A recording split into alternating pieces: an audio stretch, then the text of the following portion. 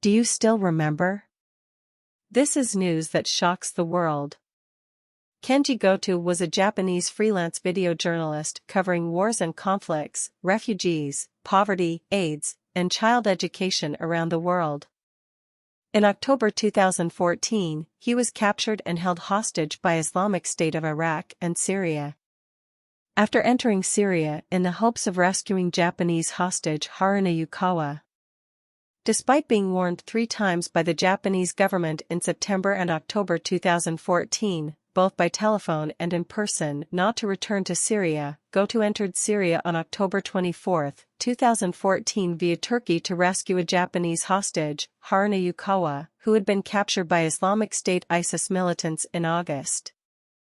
On January 24, ISIL released a picture of Goto holding a photo of decapitated Haruna Yukawa.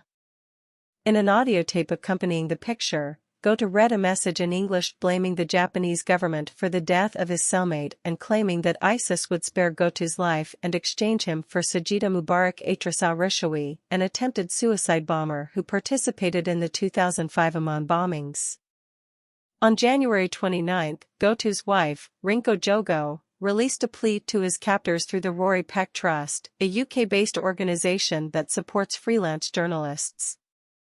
On January 31, 2015, ISIL released a video that showed Goto being beheaded. It was later reported that he had been moved to the town of Tal Abyad near the Turkish border with Syria on January 29 in preparation for a possible exchange with al-Rishawi, but when it became apparent that the exchange would not be taking place, he was taken back to a location near the city of Raqqa in Syria, and killed on the morning of January 30, local time. Al-Rishawi for her part was hanged by the Jordanian government on February 5 in response to the death of pilot Muth al-Qasasbeh. Following the release of Goto's beheading video by ISIL on January 31, many major Japanese television outlets, including NHK, Nippon Television, TBS, Fuji Television, and TV Asahi, suspended their normal programming schedules to provide breaking news coverage on this event.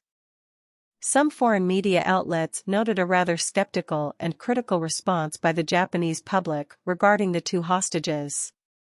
The Japanese public responded in a similar way to 3 Japanese citizens who were also taken hostage in Iraq.